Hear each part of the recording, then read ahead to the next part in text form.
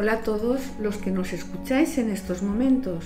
Hoy continuamos estudiando la Biblia con el tema 1010 y lo haremos para estudiar el capítulo 2 del libro de la segunda carta de Pablo a Timoteo. Como siempre, le damos la palabra a Francisco. Bienvenidos al estudio de hoy.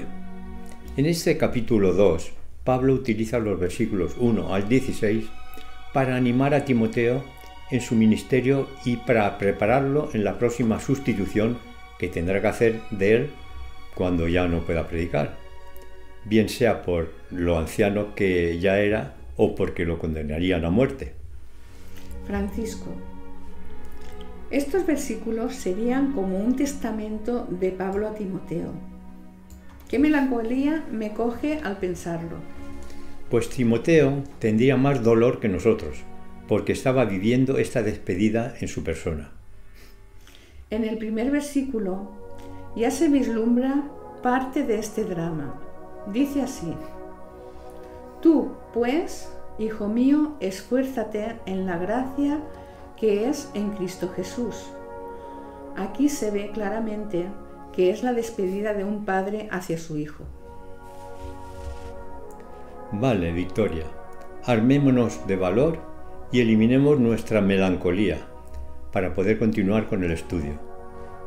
Pablo quizás daba atención especial a la capacidad de Timoteo para comunicar las verdades evangélicas, pues sabía que se aproximaba el momento cuando Timoteo tomaría el mando de la responsabilidad del apóstol, como Eliseo lo tomó de Elías. En el versículo 2 vuelve a darle su testimonio respecto a los sufrimientos recibidos al predicar el Evangelio. Dice así: Lo que has oído de mí ante muchos testigos, esto encarga a hombres fieles que sean idóneos para enseñar también a otros. Victoria, el dirigente cristiano no solo debe predicar el Evangelio a la grey y a los incrédulos, sino también preparar a los jóvenes capaces para que se encarguen de la conducción de la Iglesia cuando desaparezca la generación de más edad. En el versículo 4, Pablo nos enseña que hemos de dar prioridad a las cosas espirituales antes de las seculares. Victoria, es que la primera preocupación del ministro del Evangelio es que Jesucristo, aquel que lo llamó a su servicio, se sienta complacido con su labor. No tiene el propósito de agradar a los seres terrenales, y si lo hiciera interferiría con su plena consagración al Señor. Es cierto, Francisco. Esto Pablo se lo está indicando a Timoteo, que era ministro del Evangelio, pero yo lo extendería al resto de cristianos, que siempre tenemos que priorizar las cosas del Señor. También en el versículo 5 expresa el esfuerzo de un atleta para conseguir llegar a la meta. Nada importante en la vida se consigue sin esfuerzo, pues es la única forma que nos estimula para seguir luchando. También en el versículo 6 pone el ejemplo de un labrador que tiene que trabajar duro durante mucho tiempo para poder recoger la cosecha que le interesa. En los versículos 8 al 14, Pablo le expresa a Timoteo todos los sacrificios que soportó Jesús para poder salvarnos del pecado y que luego resucitó, con el fin de darles la esperanza a los discípulos y que comprendieran que Él tenía poder, también para resucitar a los salvos. El versículo 8 dice algo sobre la genealogía de Jesucristo.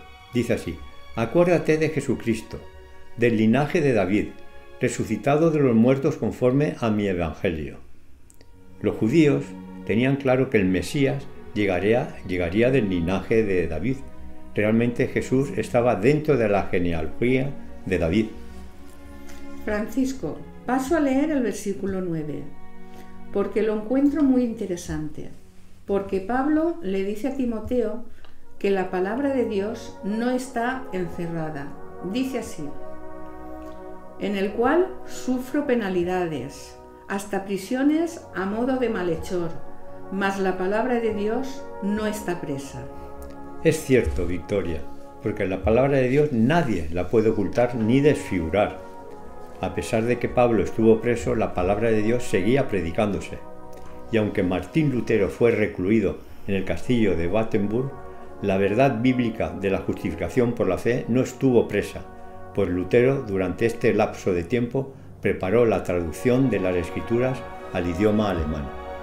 Realmente, Francisco, los hombres pueden condenar a los traductores de la Biblia, pueden quemar las Biblias y condenar la divulgación de la verdad bíblica, pero la palabra de Dios no está presa, ni lo estará nunca, para que todos puedan llegar al conocimiento de la verdad.